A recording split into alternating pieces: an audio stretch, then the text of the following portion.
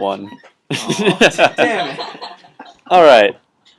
Welcome to Call of Cthulhu. Hello. Hi. My name is Joe. I was waiting for that. This is a recorded session of Call of Cthulhu that I am playing with 4 investigators, as opposed to adventurers, which would be in Dungeons and Dragons, or heroes, as they are called in Fate. Oh, yeah. Investigators in Call of Cthulhu. All right, so what we will do first, before we completely start the game, is the players will introduce themselves and who their characters are. We'll start with Kevin. Tell us your investigator's name and just information you think that we need to know about him. He is Dr. Luther Warren, parapsychologist, 55 years old, male.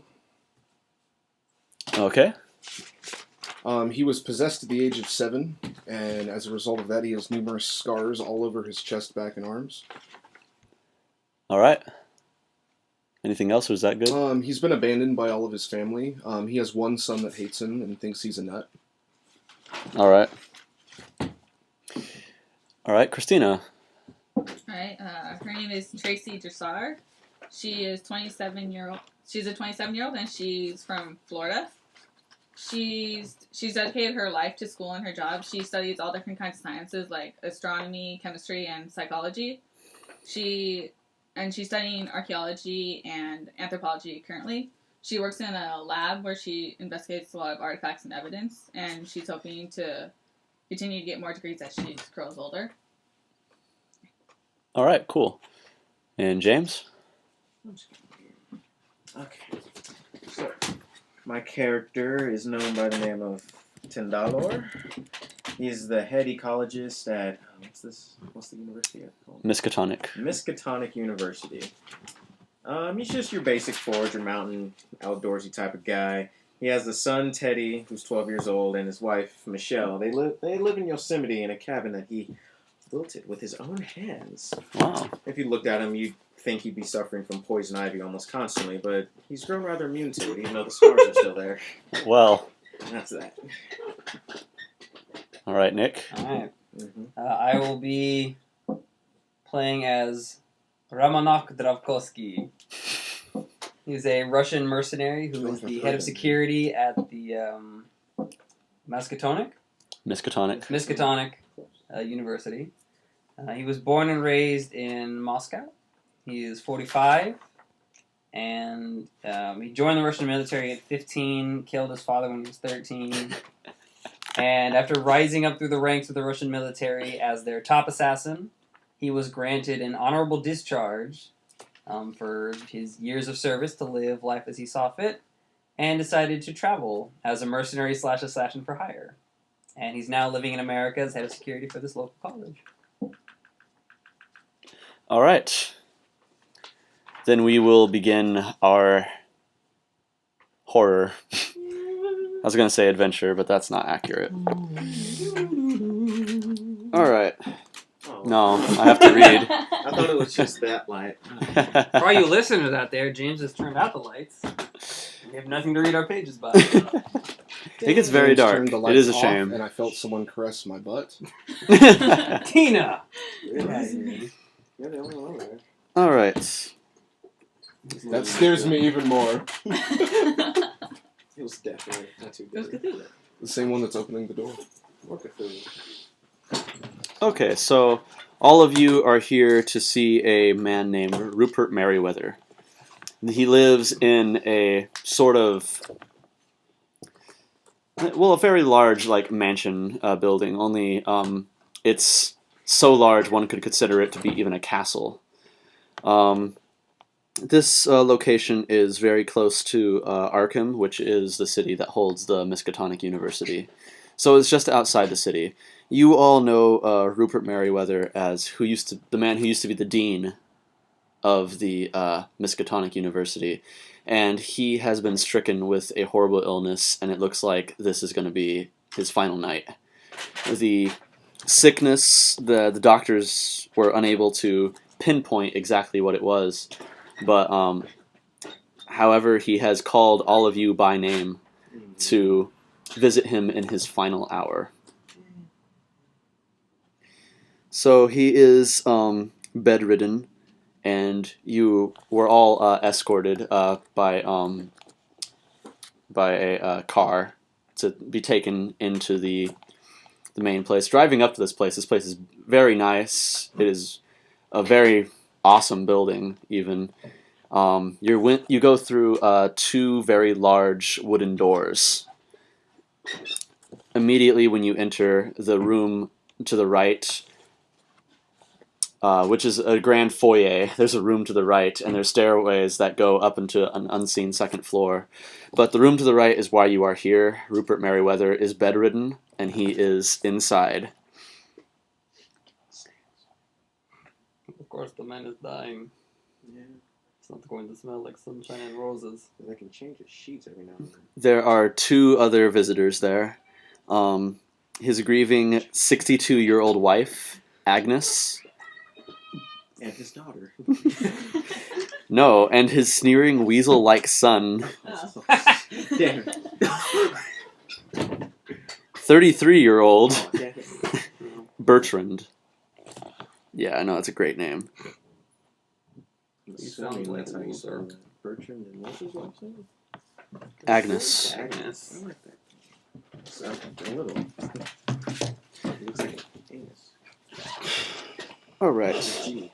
Now, before you left, Dr. Fisher, who you all are employed by, said that the illness that happened to him was no accident. He was involved in some cultish activities right before he was killed. Of course. Well, not killed, but whatever disease is leading to his demise, it was probably a direct cause of the cult activity he was involved in.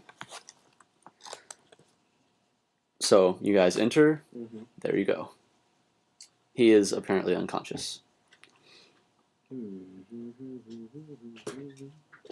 So Is his wife in the room? Yes, she is grieving next to his bed. Okay. where's his son? He's just standing there. And there's all kinds of. Is it okay? He's just bedridden. Is he hooked up to a machine or anything? Yeah, there's it's a really old machine. Of course, 1920s. That's true. Um, So it's doing its best. yeah, and the doctor has also confided in him and his wife that this will be his final night. And they said they don't know what happened to him yet? Nope. Or what caused it? Okay, natural history. Wow, damn it! Number 8. Is that a fail on natural history? Yes. Okay. That bums me out. Okay, what else do I got? Just gonna stand at the door with my hands on the pistols. In case this man jumps up. Well, and... no, just watching the door in case anyone comes in. Just Okay, we'll try by 3. Oh, by 3. Oh my god, fail. Okay. The Agnes looks up and says, "Who are all of you? Why are you here?" Your husband summoned us, all by name. Not a game. Do we all know each other by now, or No. no? Oh, well. Okay, well, he summoned me by name. I'm not sure about anyone else. He did the same for me. I also was summoned here. I don't even know what I'm doing here. I'm not a doctor. I don't either. I shoot people. Oh.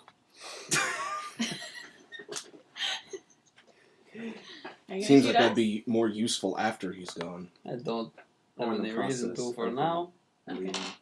It's a little more reassuring. If it was a dog, Are you- I'd be all over it. Are you all from the university? Yes. I am. I'm assuming yes. I am. He asked me to confide a secret into the one sent from the university. Well, in the days of his youth, some fellow students and him became involved in what they believed to be an innocent exploration of the occult. Innocent. led by a slightly older man named Marion Allen.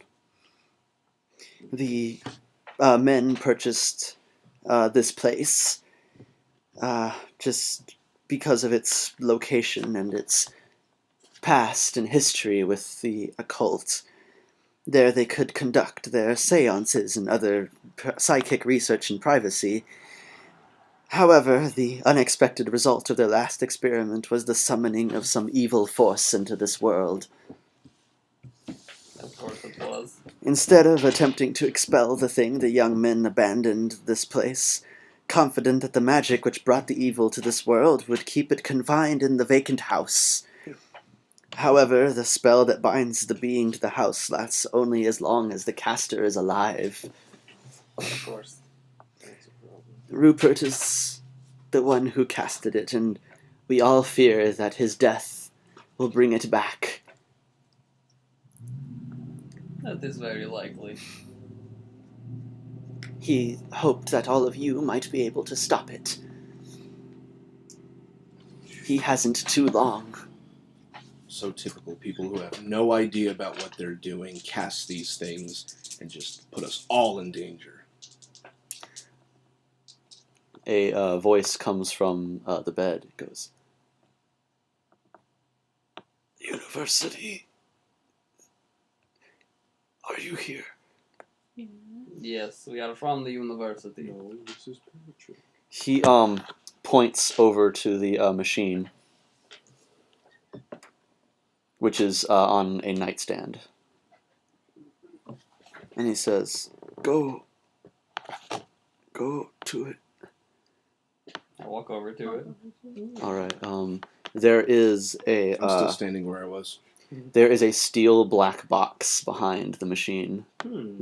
set on the nightstand. He goes, "Take the box. All the aid I can offer you lies within. You must find a way to send that thing back to where it came from. You must see that this is done. Do this for me." No, I'm not going to touch it. Some mysteries, demons. I want to walk over to the black box and investigate it a little bit more. Alright. Yeah. What kind of roll would... No. No, D10s. Always the gauge dice. That one and the other one. And this one. Okay. And you roll underneath the percentage that is there for this check to be successful. For history? Yeah, the double digits determine the first digit, and the single What about digits these determine skill the ones then? Yeah. The one that says 90, you have to be underneath 90 on your roll. Oh, alright. And so... Okay. 62. 60. 62 history. Is that successful? Yes. Alright. The box looks very, very old. You estimate at least 400 years old. It is indeed made of steel, as you surmise was just from looking at it. But it looks as though it has been opened often and would not be difficult to open or anything like that. 80 on occult. If it has any satanic or otherworldly meanings. It doesn't look as though there's any occultish symbols or anything on the outside of the box. It's just a plain black box, from what you can tell. It's a very old box, hundreds of years old. I don't suppose if we put bullets in your head, this would solve problem. What? I say to the old man in the bed. Highly What? Oh. End recording. doubt.